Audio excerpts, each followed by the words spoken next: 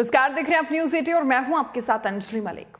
कर्नाटक चुनाव में जीत हासिल करने के बाद कांग्रेस अब 2024 में होने वाले लोकसभा चुनाव को लेकर मिशन मोड पर काम कर रही है। कर्नाटक में चुनाव से पहले प्रियंका गांधी ने कुछ रैलियां की थी। इन रैलियों ने कांग्रेस के पक्ष में माहौल पूरी तरीके से बना दिया था। कांग्रेस के कई नेताओं ने भी कर्नाटक जीत का श्रेय राहुल से ज्यादा प्रियंका गांधी को ही दिया।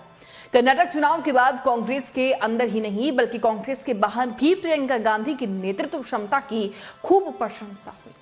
अब 2024 का लोकसभा चुनाव नजदीक है और विपक्षी एकता में शामिल कई नेता राहुल गांधी को नापसंद कर रहे हैं। इसकी वजह राहुल गांधी के कई बयान, खासतौर से प्रधानमंत्री नरेंद्र मोदी पर दिया गया बयान है। कई नेताओं को यह भी लगता है कि राहुल गांधी में नेतृत्व की कमी है। वही राहुल गांधी के मुकाबले प्रियंका गांधी पार्टी के अंदर सर्वमान्य नेता मानी जा रही हैं। कहीं ना कहीं कांग्रेस के वरिष्ठ नेता प्रियंका गांधी पर राहुल से ज्यादा भरोसा कर रहे हैं।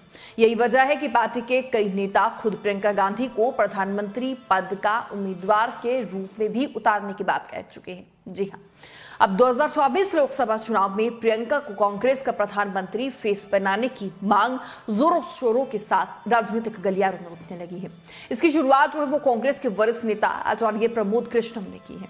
उनका साफ तौर से ये कहना है कि कांग्रेस के लिए प्रियंका गांधी बहुत बड़ा चेहरा है, जिसको नरेंद्र मोदी के सामने 2024 के लोकसभा चुनाव में लाना चाहिए। वहीं मोदी को सीधे टक्कर प्रियंका गांधी ही दे सकती है। अब प्रियंका के नाम पर विचार करें तो विपक्ष आचार्य प्रमोद कृष्णम का कहना है कि 2024 लोकसभा चुनाव में प्रधानमंत्री नरेंद्र मोदी को देने के लिए किसी मशहूर चेहरे की जरूरत है। विपक्ष को ऐसा चेहरा पेश करना होगा जो प्रधानमंत्री नरेंद्र मोदी को सीधे सीधे टक्कर दे सके। अभी जितने क्षेत्रीय पार्टियों के नेता हैं वो अपने अपने राज्यों के नेता हैं और राष्ट्रीय स्तर पर इन नेताओं की कोई लोकप्रियता नहीं है।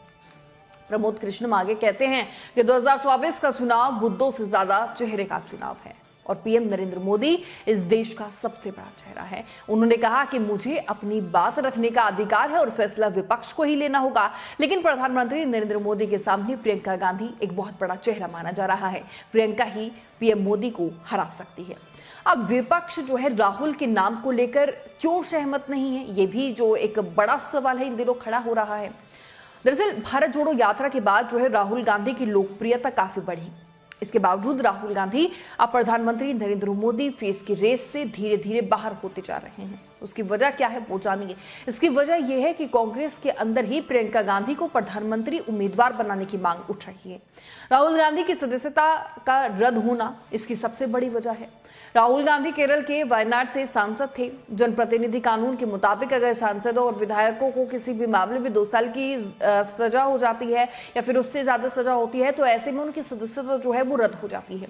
सजा की अवधि पूरी करने के बाद 6 साल तक वो चुनाव भी नहीं लड़ सकते हैं।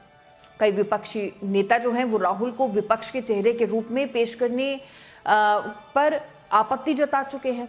अब देखिए, हाल ही में अजीत पवार के साथ कम से कम 4 दलों के शीर्ष नेताओं ने राहुल को विपक्ष के चेहरे के रूप में जो है वो पेश करने को लेकर आपत्ति जताई है।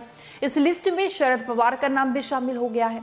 अब 2020 में शरद पवार ने एक साक्षात्कार में कहा था कि राहुल के नेतृत्व में कुछ समस्याएं थी, उनमें निरंतरता की जो है वो कमी थी। दिसंबर 2021 में पश्चिम बंगाल के मुख्यमंत्री ममता बनर्जी ने भी मुंबई में राहुल की कार्यशैली का मजाक उड़ाया था। उन्होंने उनका नाम लिए बिना ही कहा था कि अगर कोई कुछ नहीं करता और आधे समय जो है वो विदेश में रहता है तो कोई राजनीति कैसे कर लेगा भला। राजनीति के लिए तो निरंतर प्रयास होना चाहिए। अब समाजवादी पार्टी के प्रमुख अखिलेश यादव को भारत जोड़ो यात्रा में शामिल होने के लिए आमंत्रित किया गया तो उन्होंने भी राहुल को अपनी शुभकामनाएं तो भेज दी, लेकिन पैदल यात्रा का हिस्सा बनने से जो है वो इनकार कर दिया। अब 23 जून को पटना सम्मेलन के दौरान जो है वो कई विपक्षी दल निजी तौर पर राहुल को एकजुट विपक्ष के चेहरे के रूप में पेश करने से जो है वो सावधानी बरत रहे हैं।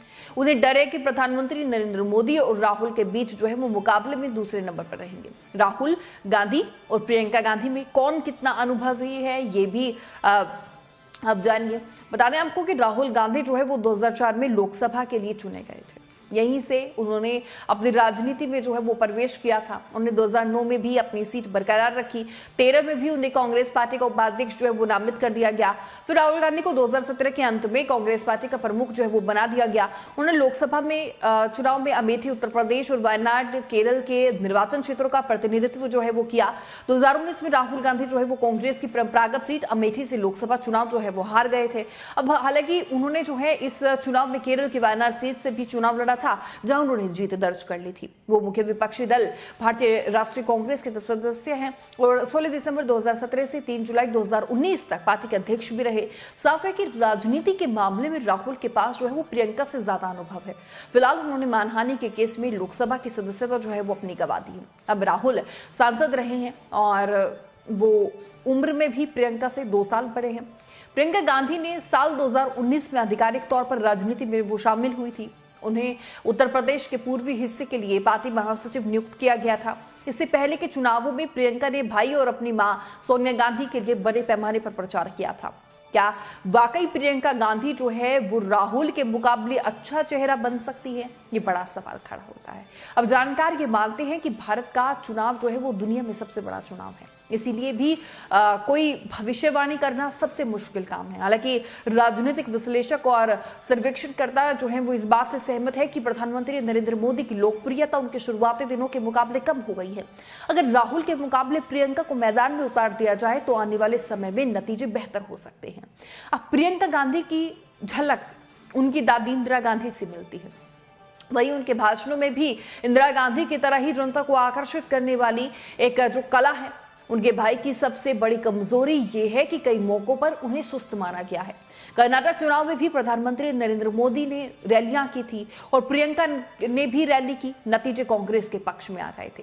बहरहाल अब जब ये कयास जो है वो लगाए जा रहे हैं कि शायद जयंत चौधरी कांग्रेस के साथ जा सकते हैं, तो अब सवाल उठ रहा है कि राहुल गांधी और प्रियंका गांधी के साथ मिलकर जयंत चौधरी बीजेपी के सामने कड़ी चुनौती बनकर उभरेंगे। हालांकि तस्वीरें क्या होंगी 24 के चुनाव में वो तो आने वाला वक्त ही तय करेगा। लेकिन रिपोर्ट पर आपकी क्या राय होगी? अगर राहुल गांधी और अगर हम बात करें कांग्रेस की और इसी के साथ ही रालोद की, अगर इनकी जो जोड़ी है वो बन जाती है तो क्या कुछ कमाल जो है वो कर पाएगी? उस पर आपकी क्या राय है वो जरूर कमेंट बॉक्स में रखिएगा। मेरे साथ इतना ही, देखते रहिए न्यूज़ 18।